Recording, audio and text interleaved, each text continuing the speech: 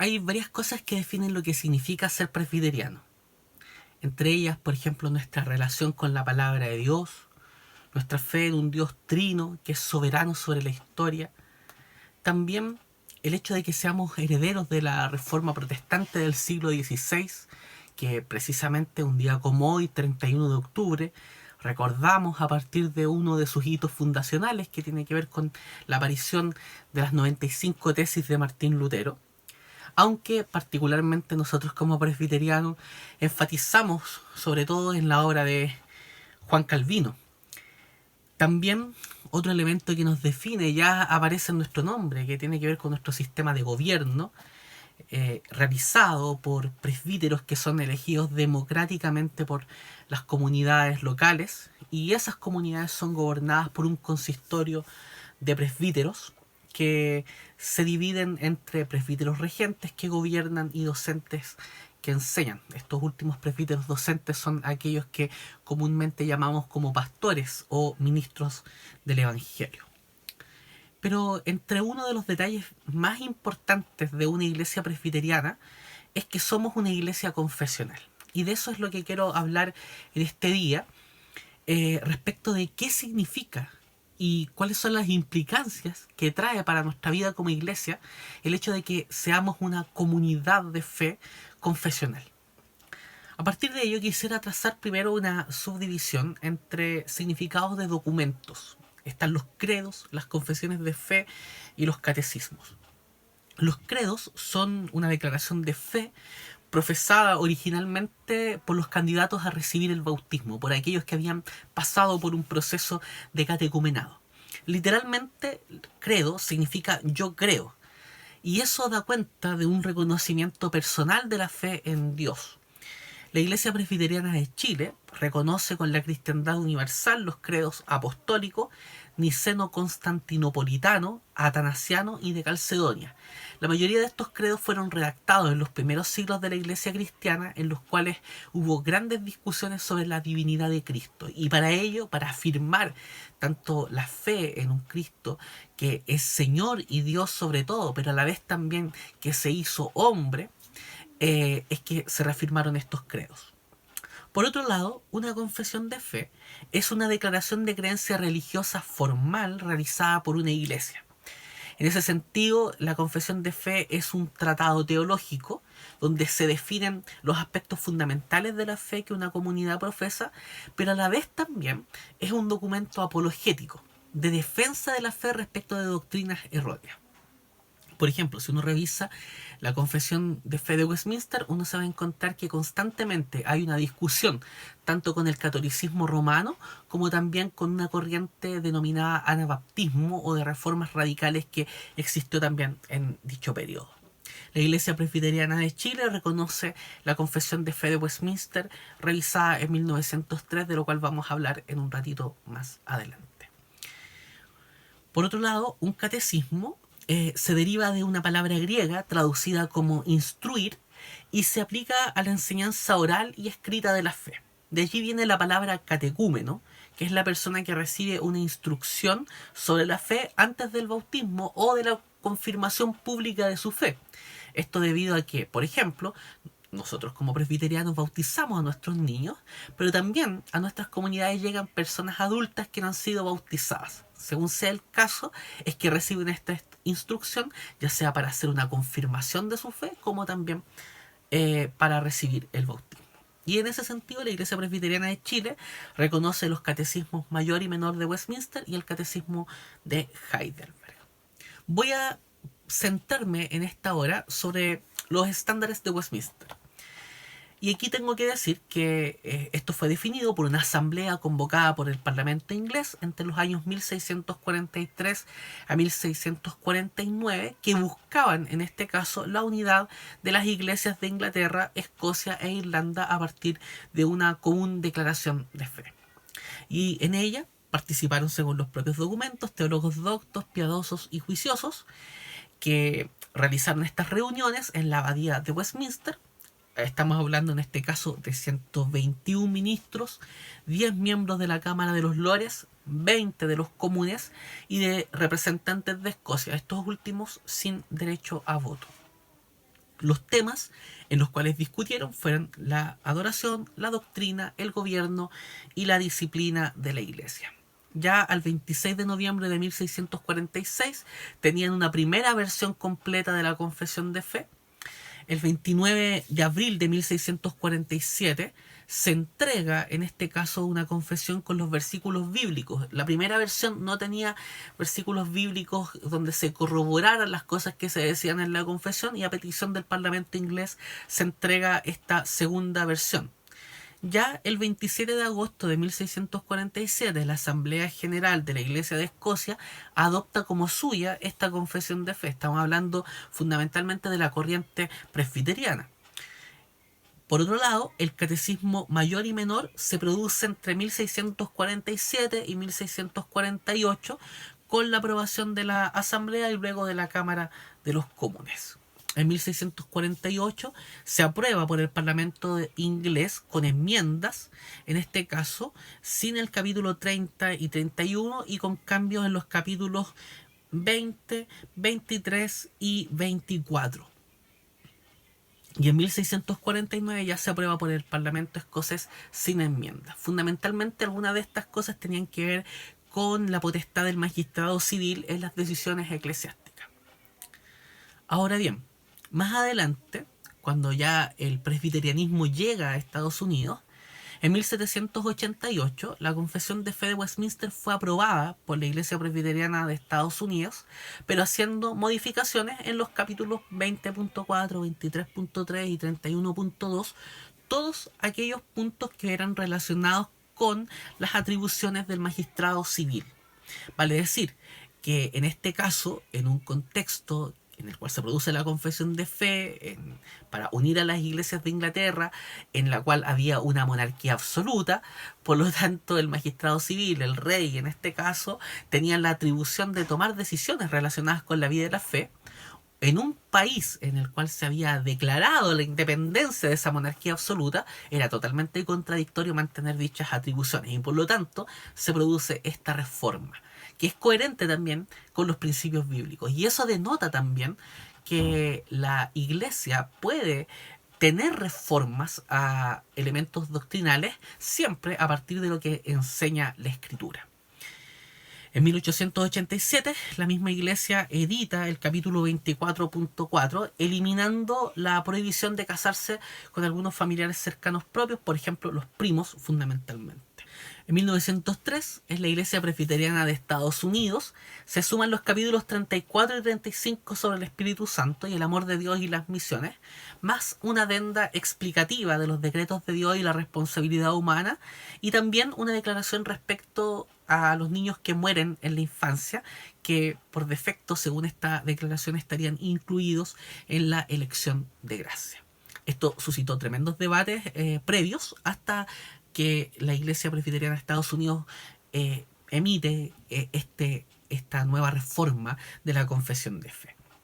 Es muy interesante que, en términos recientes, el presbítero Eliezer Leal escribió una tesis sobre esta temática donde se aborda la discusión teológica y los alcances históricos que esta decisión tomó y cómo, en este caso no como se ha dicho habitualmente, esta reforma responde a una idea calvinista hablada a lo largo de la historia.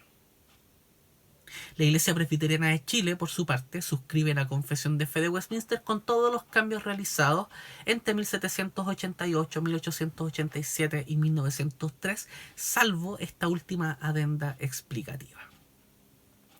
Ahora bien, hablemos sobre la confesionalidad y la vida de la Iglesia.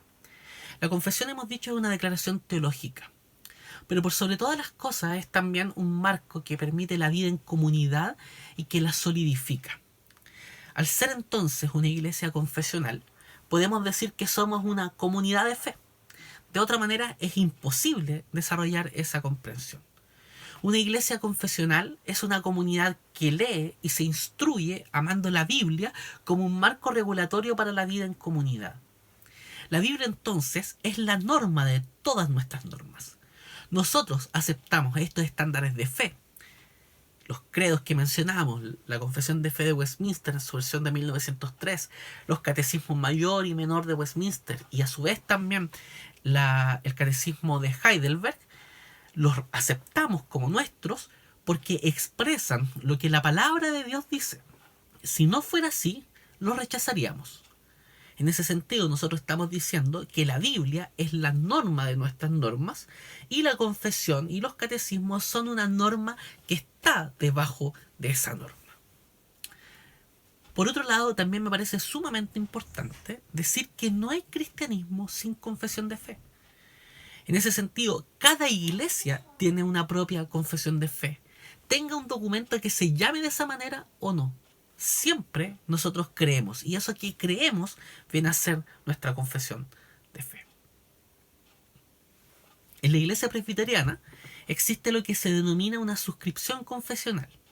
La suscripción confesional es el juramento que hacen los oficiales de la iglesia, diáconos, presbíteros y pastores, y consiste en una declaración, en un juramento de lealtad a estos símbolos de fe de la iglesia en el momento de su ordenación. Esto implica que cada oficial de la iglesia se comprometerá a enseñar, aconsejar, ejercer el gobierno eclesiástico y todas sus funciones según los parámetros teológicos que la estructura confesional de su denominación establece. Y también implica defender dicha declaración doctrinal cuando sea necesario. La pregunta aquí cae de cajón. ¿Qué pasa con los miembros de la iglesia? A los miembros de la iglesia se les exige la disposición de acatar a las autoridades de la iglesia, las cuales por supuesto tienen que estar sujetas a los estatutos de gobierno de la iglesia y a su confesionalidad. También a someterse a sus estatutos y disciplina y sobre todo a la disposición de aprender y a ser instruido en la escritura según los parámetros confesionales que la iglesia ha establecido. En ese sentido, los miembros de la iglesia no suscriben la confesión, pero viven la comunidad con ella. Y aquí me permito mostrar un esquema donde se reporta la utilidad de las confesiones de fe. En un primer sentido, las confesiones de fe limitan el poder de la iglesia. Esto es, generan un marco regulatorio para la vida en comunidad y también para el desarrollo del liderazgo de la iglesia. El liderazgo de la iglesia tiene que actuar dentro de ese marco regulatorio. Por otro lado, ofrecen breves resúmenes de fe. Si uno quiere, por ejemplo, conocer elementos centrales de la teología cristiana, la confesión de fe es un documento que nos sirve para aquello. También nos permite distinguir apropiadamente oficiales de miembros de la iglesia. Ya veíamos que los oficiales suscriben la confesión de fe mientras que los miembros no. Eso reporta un elemento muy bíblico, que a quien más se le da, más se le pide, y denota los grados de responsabilidad que cada miembro de la iglesia tiene. Los oficiales de la iglesia tenemos mucha mayor responsabilidad que los demás miembros de la iglesia. Y eso se denota también en el ejercicio de una confesionalidad. Enfatizan lo que es importante. Esto es, por ejemplo, nuestra confesión de fe tiene 35 capítulos. Y esos 35 capítulos son 35 cosas fundamentales para nuestra doctrina, para nuestra vida como iglesia. Lo demás es tema secundario. Esto quiere mostrarnos que estamos de acuerdo en 35 cosas. Y eso es decir harto en una comunidad. Y nos debiese alegrar que estamos de acuerdo en 35 cosas que son fundamentales. Cualquier otra temática que exceda los límites de aquello es secundario. Por lo tanto, puede estar sujeta a discusiones, e interpretaciones diferentes por los miembros de la iglesia, y eso se debe manifestar en un marco tanto de libertad, de amor, de criterio, de dominio propio. Si convertimos lo secundario en fundamental, con ello estamos conduciendo, o plantando más bien, la semilla para divisiones de la iglesia que claramente atentan contra una cuestión que es fundamental en la Biblia, que es la unidad del cuerpo de Cristo. También las confesiones de fe relativizan el presente y nos conectan con el pasado. Para decir, aquí no estamos inventando la pólvora. Creemos y somos parte de una iglesia que tiene una tradición, una historia, una larga data. Y reconocemos esa tradición no como tradicionalistas, sino reconociendo aquello que nuestros hermanos hicieron en el pasado. nos conectan, en este caso, entre otras cosas, a la reforma del siglo XVI y a la creación de declaraciones doctrinales y confesionales dentro del siglo XVII. Y por otro lado, reflejan la sustancia de nuestro culto. Si hay algo maravilloso en la Confesión de Fe de Westminster, es que constantemente está apelando a la gloria de Dios. El tema de la adoración en la Reforma Protestante fue un tema fundamental, central, una adoración sustentada en la Escritura. Y conociendo al Dios Todopoderoso es que podemos adorar adecuadamente. Y la confesionalidad claramente nos ayuda a eso. Para tener presente, aquí me parece pertinente citar a Timothy Keller, que señala en su libro Iglesia Centrada. Una confesión es una serie de respuestas de la Biblia a una serie de preguntas que la Iglesia está requiriendo de ella. Hay algunas preguntas que casi todo el mundo le hará a las Escrituras, pero ninguna persona o grupo hará todas las preguntas que puedan hacerse sincera y provechosamente. Las preguntas de cada iglesia dependen de su experiencia, ubicación social, periodo histórico y situación cultural. Esto nos quiere plantear lo siguiente, que en realidad la confesión de fe es un documento que nosotros certificamos, suscribimos quienes somos oficiales de la iglesia, pero eso no denota la imposibilidad de la iglesia para hacerse preguntas en el presente.